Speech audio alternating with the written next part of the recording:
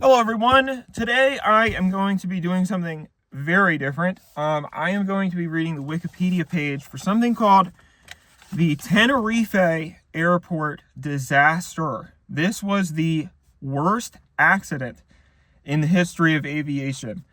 9/11, of course, was worse, but obviously that was not an accident. So this was the worst accidental catastrophe in the history of aviation in terms of death toll. 583 people died in this incident. And I really think that it is a microcosm of sort of the universe in terms of living in a chaotic system, you know.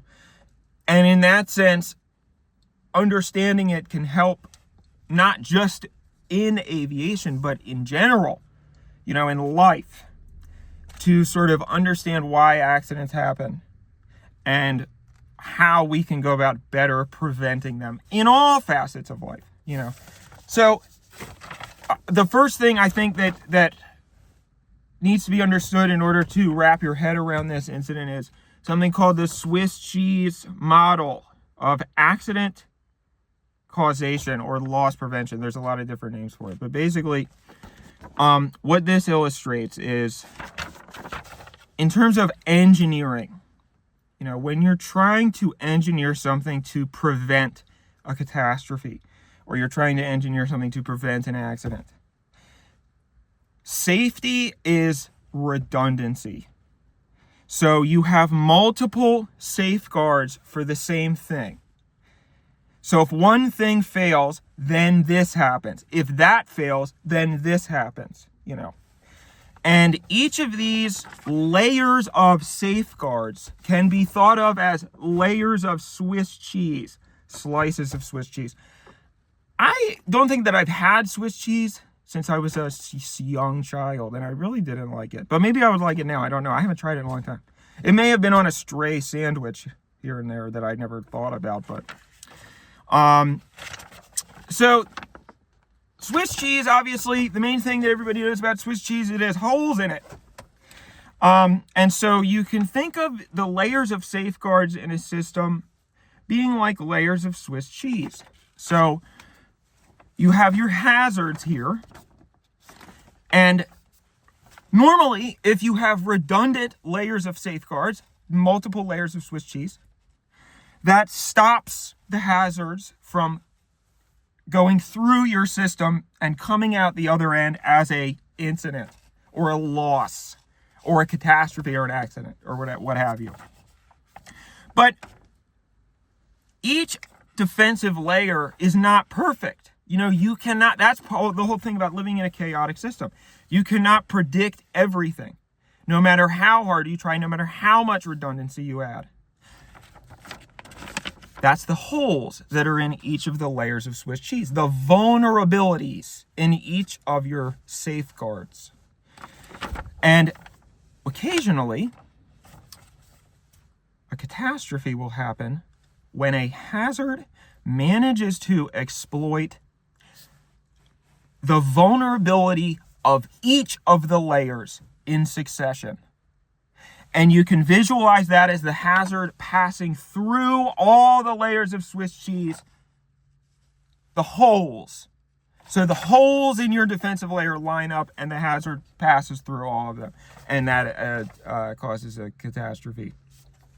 How this factors into the Tenerife Airport disaster is that there was not just one cause. There were 10 to 12 causes of things that happened that were totally unpredictable. And if a single one of them had not happened, the entire incident wouldn't have happened. If any one of those 10 to 12 things hadn't happened, the entire thing would have happened. But because all of them happened at the same time, that's the type of thing that, you know, it's complicated and we'll get into it. But so let's just get started. So, on March 27th, 1977, two Boeing 747 passenger jets collided on a runway at Los Rodeos Airport on the Spanish island of Tenerife, killing 583 people. 583 people. That's a lot of people. And injuring 61 others in the deadliest accident in aviation history, like I said. The incident occurred in dense fog when KLM Flight 4805 initiated its takeoff run, colliding with the starboard side of Pan Am Flight 1736, which was on the runway. The impact and the resulting fire killed all 248 people on board the KLM plane. So everybody on that plane died. Most of the people survived the initial, actually, I think all the people survived the initial impact. No, I guess that's not true. The impact and the resulting fire. But the large majority of people were killed in the fire after the impact. So it killed all 248 people on board the KLM plane, and 335 of the 396 people on the Pan Am plane. So these were big planes. These were 747s, and they were fully loaded. With all 61 survivors being in the front section of the aircraft. The two aircraft had landed at Los Rodeos earlier that Sunday and were among a number of aircraft diverted to Los Rodeos due to a bomb explosion at their intended destination of Gran Canaria Airport. Los Rodeos had become congested with parked planes blocking the only taxiway, forcing departing aircraft to taxi on the runway. Patches of thick fog were drifting across the airfield, so visibility was greatly reduced for pilots and the control tower. An investigation by Spanish authorities concluded that the primary cause of the accident was the KLM captain's decision to take off, believing that air traffic control had issued takeoff clearance and that the Pan Am Boeing had cleared the runway, despite the latter radioing that they would report when clear of the runway. Dutch investigators placed a greater emphasis on a mutual misunderstanding in radio communications between the KLM crew and air traffic control. But ultimately, KLM admitted that its crew was responsible for the accident, and the airline agreed to financially compensate the relatives of all the victims. So KLM is a Dutch airline, which is why they were arguing that it wasn't necessarily completely their captain's fault.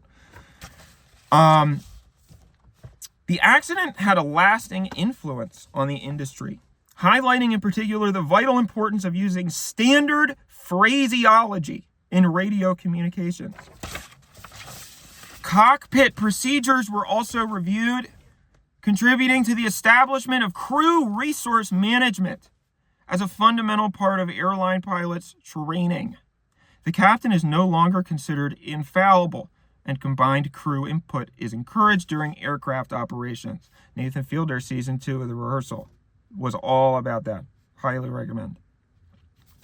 So, background. This is the background section. Tenerife was an unscheduled stop for both flights. This also was referenced in Breaking Bad. There's a scene where there's at the end of, well, I don't want to spoil it, but in Breaking Bad they reference this incident.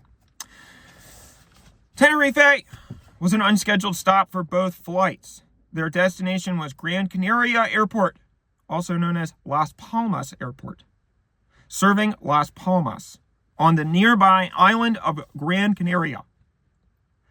KLM Flight 4805 was a charter flight for Holland International Travel Group and had arrived from Amsterdam Airport in the Netherlands. Its cockpit crew consisted of Captain Jacob van Zanten, First Officer Klaus Mers, and Flight Engineer William Schroeder.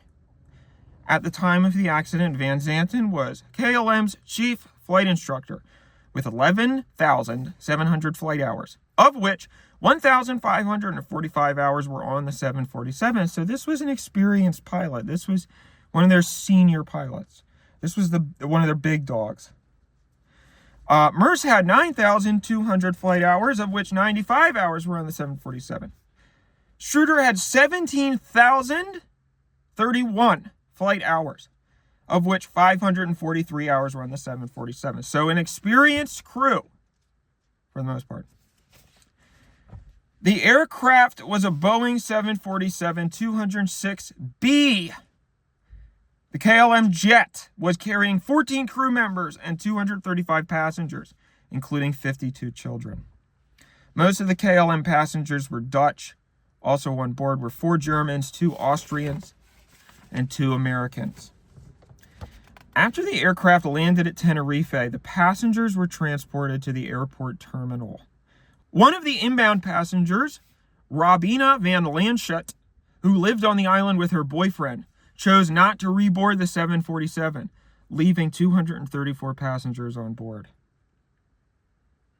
Wow.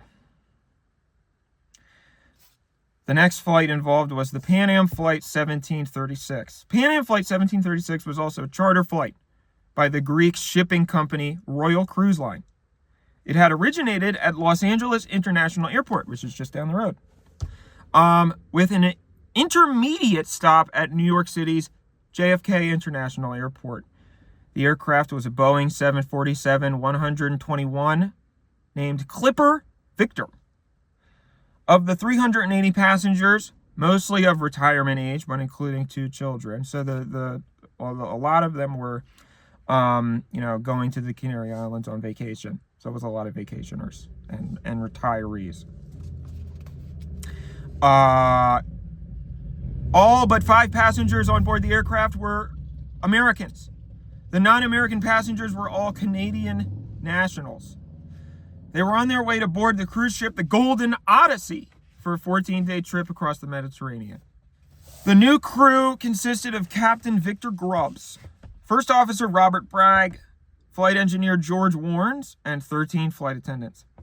At the time of the accident, Grubb had 21,043 hours of flight time, of which 564 hours were on the 747.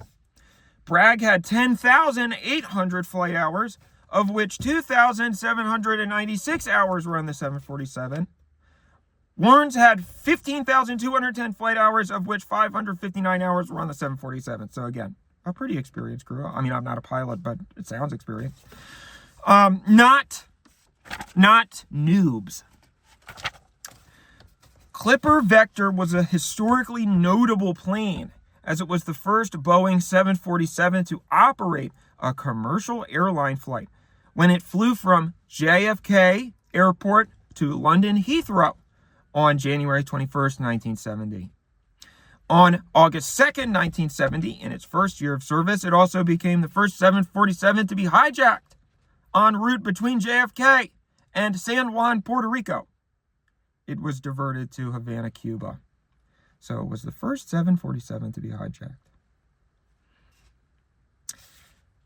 Next section is the accident section. Diversion of aircraft to Los Rodeos. Both flights had been routine until they approached the islands.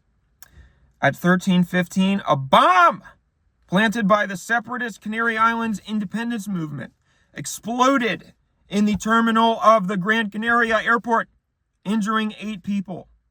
Due to the threat of a second bomb, the civil aviation authorities closed the airport temporarily after the initial explosion, and all incoming flights bound for Gran Canaria were diverted to Los Rodeos, including the 2 aircraft involved in the disaster. The Pan Am crew indicated that they would prefer to circle in a holding pattern until landing clearance was given. They had enough fuel to safely stay in the air for 2 more hours.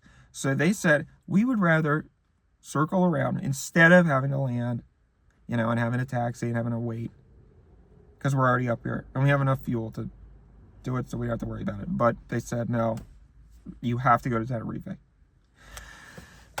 Los Rodeos was a regional airport that could not easily accommodate all the traffic diverted from Gran Canaria, which included 5 large airliners. The airport had only 1 runway and 1 major taxiway running parallel to it, with 4 short taxiways connecting the 2. While waiting for Gran Canaria Airport to reopen, the diverted planes took up so much space that they had to park on the long taxiway, making it unavailable for the purpose of taxiing. So it was crammed.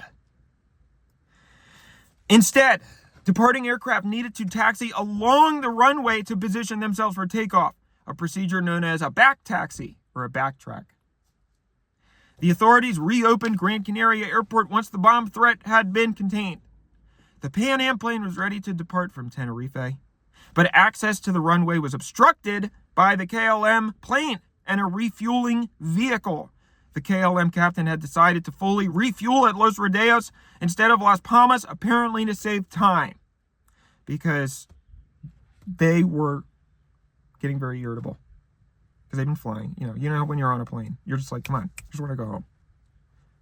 And so now they've got to wait at this airport for fucking hours. And everybody wants to go home.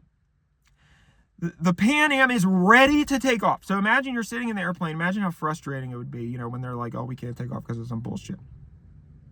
Then they say, we can take off, but there is a plane in our way. So we're ready to go. But there's this plane who's refueling because the other captain is really in a hurry to get home too.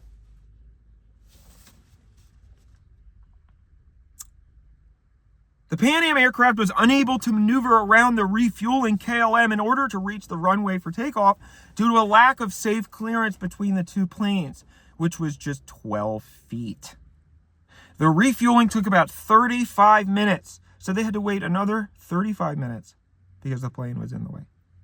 After which, the passengers were brought back to the aircraft. The search for a missing Dutch family of 4 who had not returned to the waiting KLM plane delayed the flight even further. So just more delays on top of delays. Additionally, Rabina Van Lanschot, a tour guide, had chosen not to reboard the flight to Las Palmas because she lived on Tenerife and thought it impractical to fly to Gran Canaria only to return to Tenerife the next day. Makes sense. She was therefore not in the KLM plane when the accident happened and was the only survivor of those who flew from Amsterdam to Tenerife on flight 480-05. So she was the only survivor because she wasn't on the plane. Taxiing and takeoff preparations.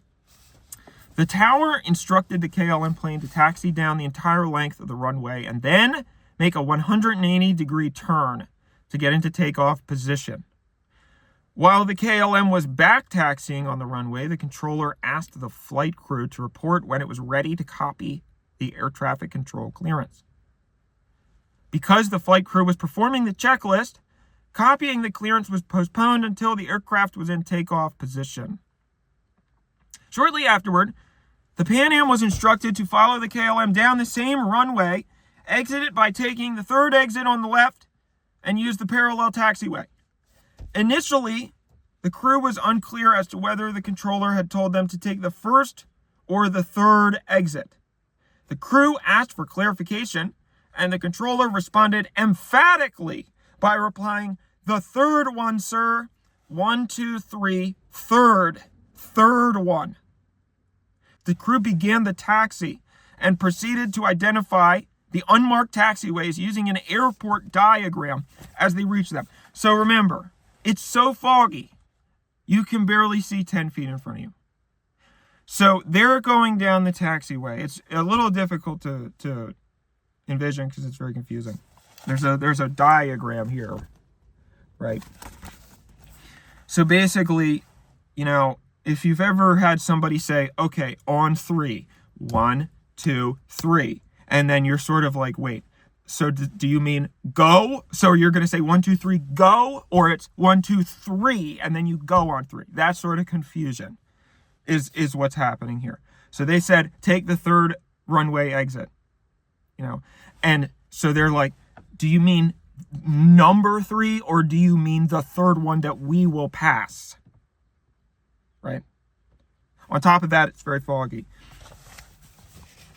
All right. The crew successfully identified the first 2 taxiways, but their discussion in the cockpit indicated that they had not sighted the third taxiway, which they had been instructed to use. There were no markings or signs to identify the runway exits, and they were in conditions of poor visibility. The Pan Am crew appeared to remain unsure of their position on the runway until the collision, which occurred near the intersection with the 4th taxiway. Here's the other problem. The angle of the third taxiway would have required the plane to perform a 148-degree turn, which would lead back towards the still crowded main apron. At the end of the third runway exit, the Pan Am would have had to make another 148-degree turn to continue taxiing towards the start of the runway, similar to a mirrored letter Z. So, let me see if I can fit this diagram again. So, if you can see in this diagram, basically they are going straight, and they essentially have to, if they're going to take the third exit, which is what air traffic control is telling them to do, because remember, it's very crowded, lots of confusion. There's tons of people here. Everybody wants to go home. Everybody's out of their element. They're supposed to take the third exit on the runway, which is essentially a U-turn, right? 180 degrees means you're turning around completely. 140 degrees is a slightly less than 180 degrees. So, if you've ever stopped at a stop sign, you're like, what? Then you got to do the whole thing, right? So they can't see the runway. They don't know which number it is. And also, they're probably going to talk about this in a second, but the plane is physically unable to make a turn that is that shallow. It's not possible. Taxiway 4 would have required 2 35-degree turns. That's much simpler. A study carried out by the Airline Pilots Association after the accident concluded that making the second 148-degree turn at the end of taxiway 3 would have been a practical impossibility. The official report from the Spanish authorities explained that the controller instructed the Pan Am aircraft to use the third taxiway because this was the earliest exit that they could take to reach the unobstructed section of the parallel taxiway. These instructions, issued by the airport controllers, indicated their lack of familiarity with the difficulty of handling large aircraft such as the 747. In an interview years later, First Officer Bragg said that he believed that the airport controllers saw the plane pass the first taxiway, and their instructions to turn on the third taxiway were intended to mean the third taxiway they saw after the first one, which would have been the fourth taxiway. See, it's very confusing. Still to this day, nobody knows what they were talking about because the communication was messed up. They did not have a standard of communication. Next, we have to get into the big thing, which is weather conditions at Los Rodeos. Los Rodeos Airport is at 633 meters, or 2,077 feet, above sea level, which gives rise to weather conditions that differ from those at many other airports. So that's pretty high altitude, 2,000 feet, just about. Clouds at 2,000 feet above ground level, or 600 meters, at the nearby coast are at ground level at Los Rodeos. So basically, if you're at the beach, clouds are in the sky. But those same clouds, if you're at this airport, you're above them. That's why they're in the fall, because they're in a cloud, basically. Drifting clouds of different densities cause wildly varying visibilities, from unhindered at one moment to below the legal minimum the next. The collision took place in a high-density cloud. So this is just an impossible situation because, the clouds are passing through, and as they're passing, it's wildly becoming different visibilities. So they can see. So if they started taking off, by the time they got to the end of the runway, they might not be able to see anything. So that in that situation, it's very hard for them to give them clearance to take off. Because by the time they finish saying you're cleared for takeoff, the visibility might be gone again.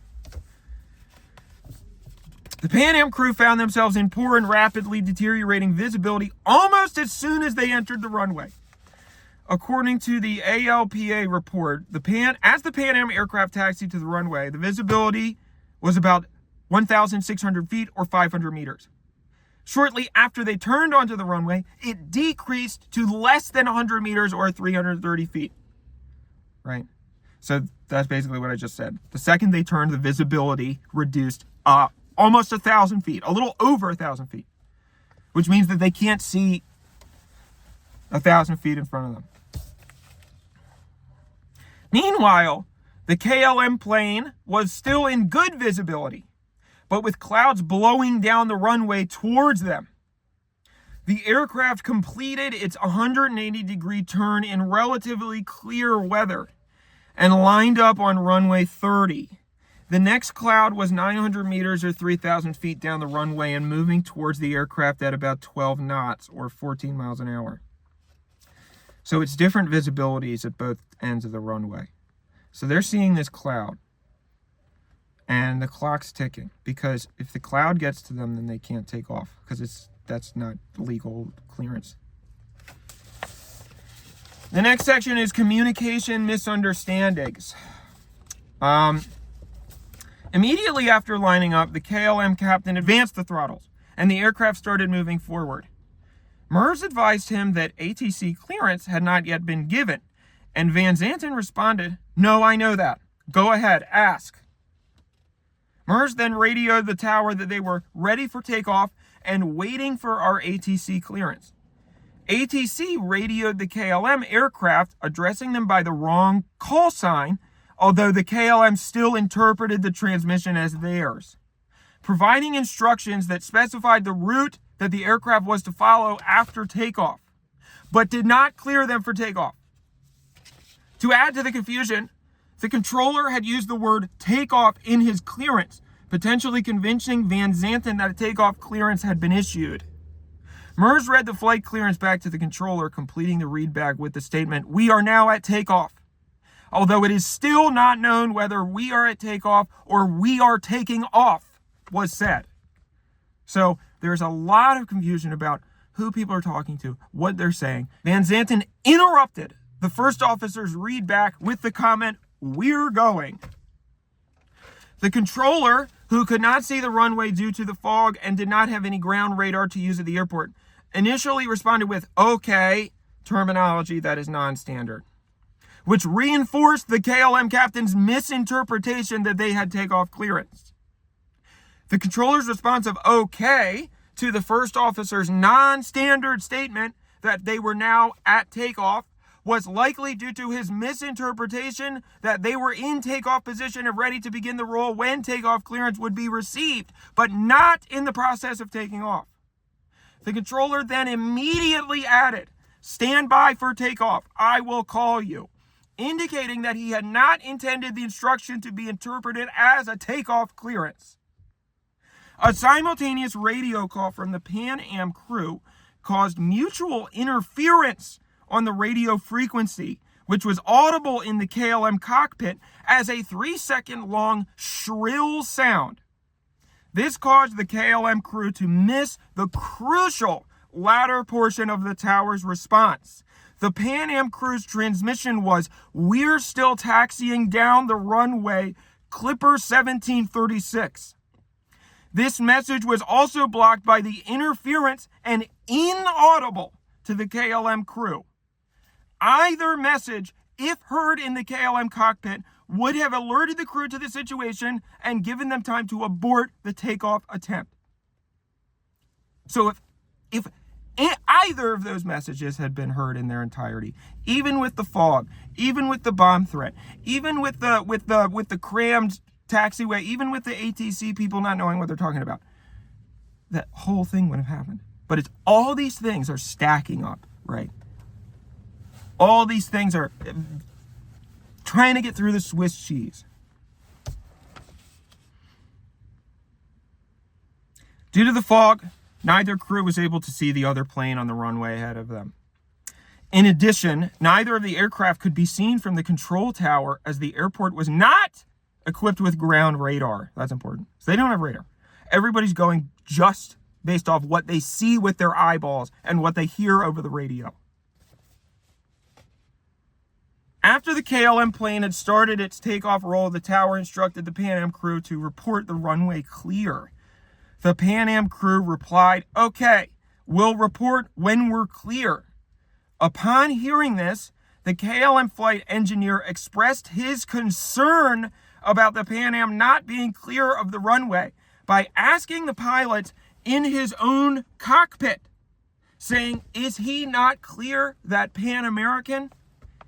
Van Zanten emphatically replied, "Oh, yes," and continued with the takeoff. So the people in the cockpit, right, and this is what the rehearsal season 2 was all about. This captain, star captain, one of the golden boys of the whole airline. So everybody else in the cockpit who is under him is starting to get uncomfortable with the situation, but they are not comfortable directly challenging him. They did directly try to ask, "Is he not clear the Pan Am flight? So is he still on the runway?" Van Zanten emphatically replies, "Oh, yes," which doesn't answer the question, because he wants to get home. And he knows that what he's doing is a little reckless. I mean, I'm not him. I wasn't in his head. But you can tell based on the transcript that he knows that what he's doing is a little reckless, but it'll be fine. It'll be fine. Just don't worry about it. So he's sort of not directly answering questions that he doesn't know the answer to, because he doesn't want to deal with the fact that if he admits he doesn't know, then that addresses the elephant in the room and they have to stop.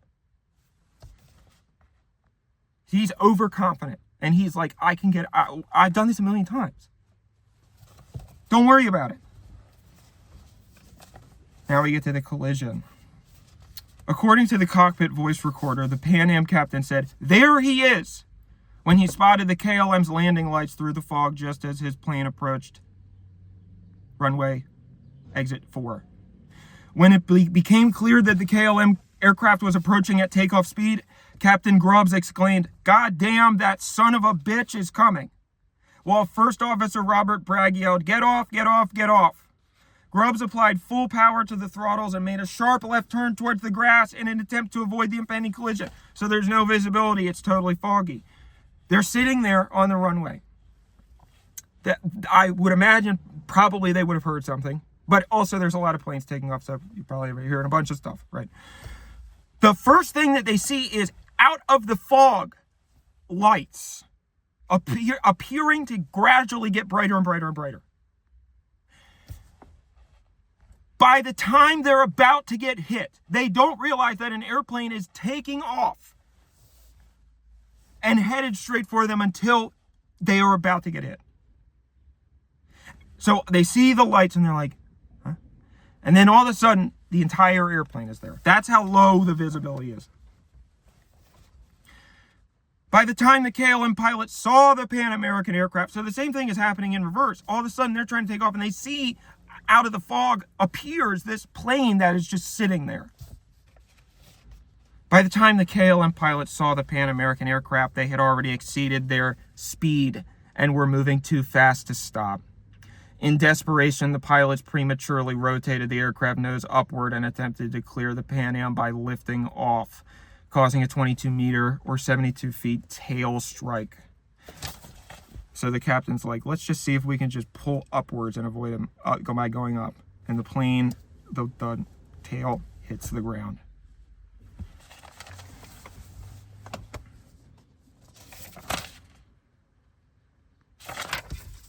The KLM was within 100 meters and 333 feet of the Pan Am and moving at approximately 140 knots when it left the ground.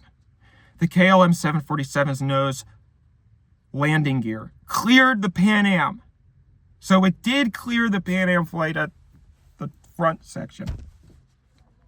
But its left side engine's lower fuselage and main landing gear struck the upper right side of the Pan Am's fuselage. The fuselage is the tube that everybody sits in. And the main landing gear struck the upper right side of the Pan Am's fuselage, ripping apart the middle of the Pan Am jet almost directly above the wing. The KLM 747's right side engine crashed through the Pan Am's upper deck immediately aft of the cockpit, instantly killing all of the passengers seated there. The KLM plane remained briefly airborne, but the impact had sheared off the number 1 engine, caused significant amounts of shredded materials to be ingested by the number 2 engine, and damaged the wings. The plane immediately went into a stall, rolled sharply, and hit the ground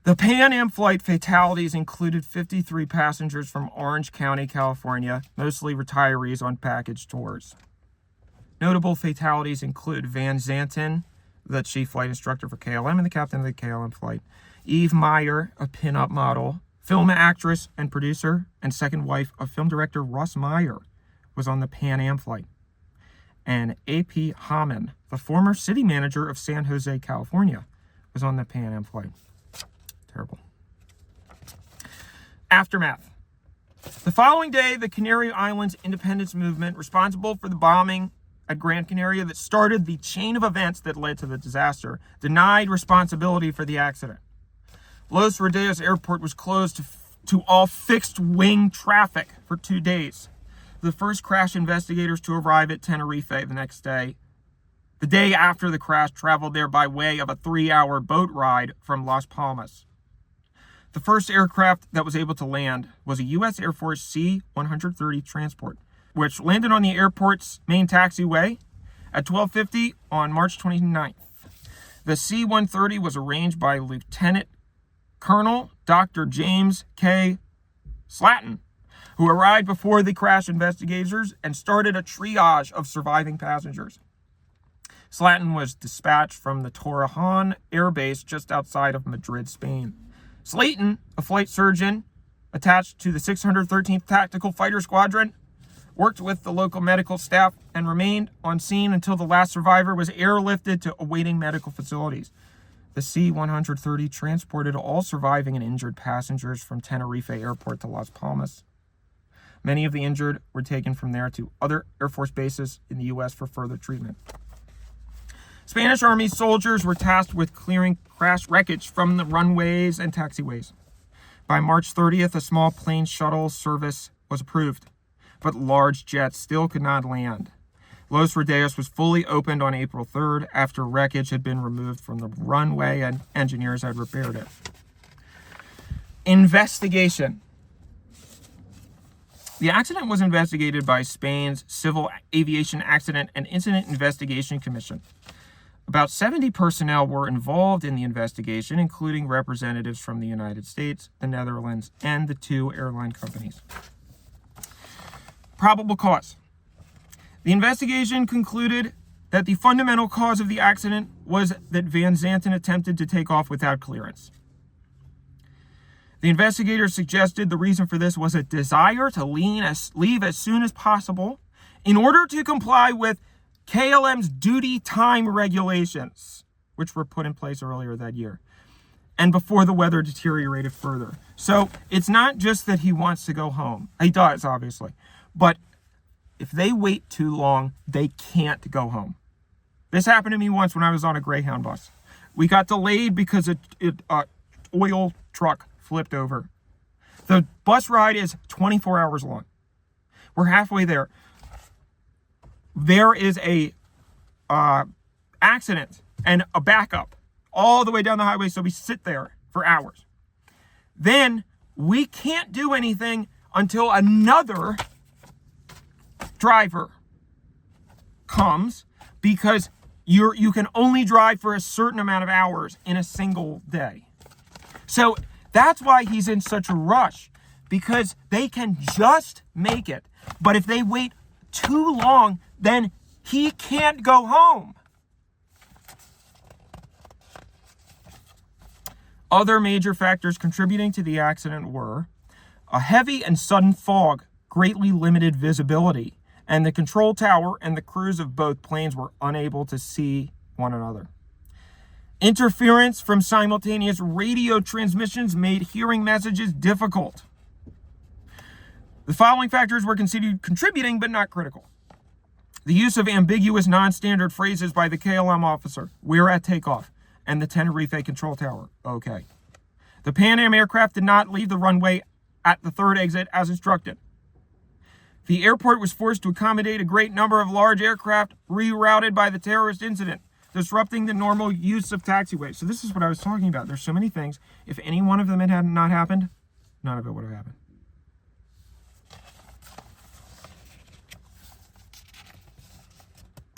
Dutch response. The Dutch authorities were reluctant to accept the Spanish report blaming the KLM captain for the accident. The Netherlands Department of Civil Aviation published a response that, while accepting that the KLM captain had taken off prematurely, argued that he alone should not be blamed for the mutual misunderstanding that occurred between the controller and the KLM crew, and that limitations of using radio as a means of communication should have been given greater consideration. In particular, the Dutch response pointed out that the crowded airport had placed additional pressure on all parties, including the KLM cockpit crew, the Pan Am cockpit crew, and the controller. Sounds on the CVR suggested that during the accident, the Spanish control tower crew had been listening to a football match on the radio and may have been distracted. I mean, they can't prove it, but the transmission from the tower in which controller passed KLM their ATC clearance was ambiguous and could have been interpreted as also giving takeoff clearance. In support of this part of their response, the Dutch investigators pointed out that the Pan Am's messages, "No, eh?" and "We are still taxiing down the runway," the Clipper 1736, indicated that Grubbs and Bragg had recognized the ambiguity. This message was not audible to the control tower or the KLM crew due to simultaneous cross communication. So even down to that one, when you're on a walkie-talkie and you accidentally and it interrupts somebody else's message. If that single thing hadn't happened, the entire thing might have been averted. We don't know.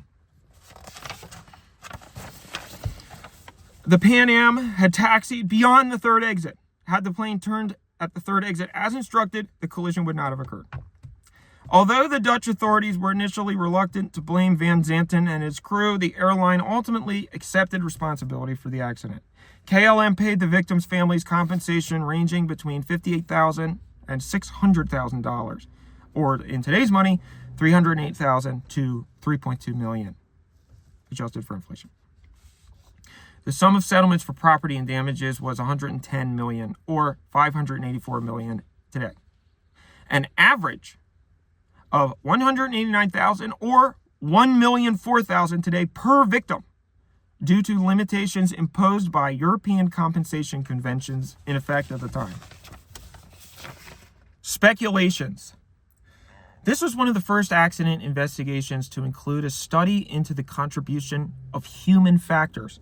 These included Van Zanten, a KLM training captain and instructor for over 10 years working on simulators regularly, had not flown on regular routes for 12 weeks prior to the accident. So for 12 weeks, he was only using the simulator. The KLM flight crew, including Van Zanten, were concerned about exceeding their maximum legally allowable on-duty hours for the day, which Dutch law had recently tightened.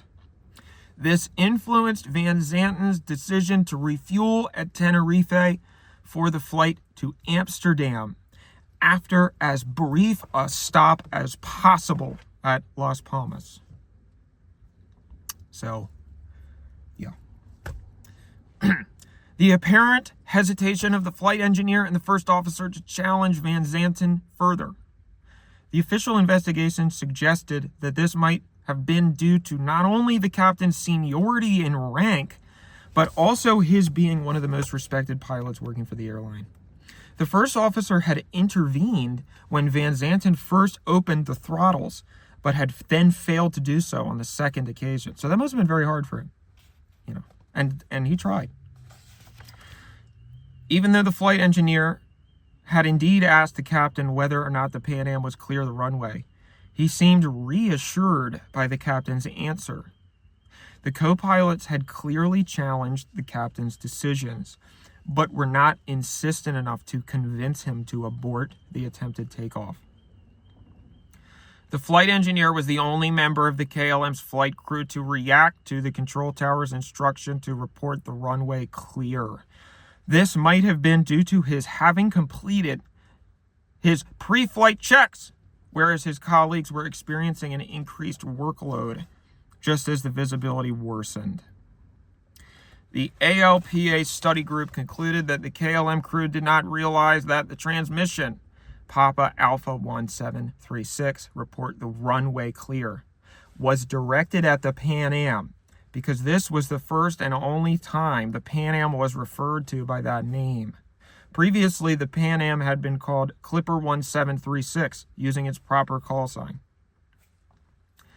The extra fuel taken on by the KLM added several factors as well.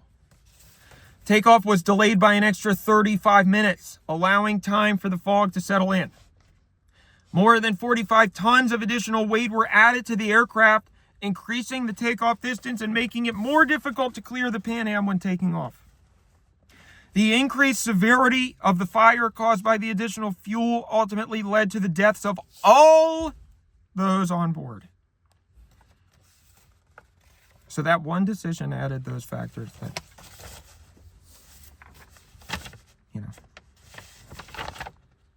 Okay. Legacy. As a consequence of the accident, sweeping changes were made to international airline regulations and to aircraft. Aviation authorities around the world introduced requirements for standard phrases and a greater emphasis on English as a common working language. Air traffic instruction must not be acknowledged solely with a colloquial phrase such as okay or even Roger. So an informal phrase, basically, which simply means that the last transmission had been received, but with a readback of the key parts of the instruction to show mutual understanding. The word takeoff is now spoken only when the actual takeoff clearance is given or when canceling that same clearance, i.e. cleared for takeoff or cancel takeoff clearance. Until that point, aircrew and controllers should use the word departure in its place. For example, ready for departure. And so you don't say takeoff until you give the command takeoff for clearance. Additionally, the ATC clearance given to an aircraft already lined up on the runway must be prefixed with the instruction hold position. Cockpit procedures were also changed after the accident. Hierarchical relations among crew members were played down, and greater emphasis was placed on the team decision-making by mutual agreement. Less experienced flight crew members were encouraged to challenge their captains when they believed something to be incorrect. And captains were instructed to listen to their crew and evaluate all decisions in light of crew concerns. This course of action was later expanded into what is known today as crew resource management, which states that all pilots, no matter how experienced they are allowed to contradict each other. CRM training has been mandatory for all airline pilots since 2006.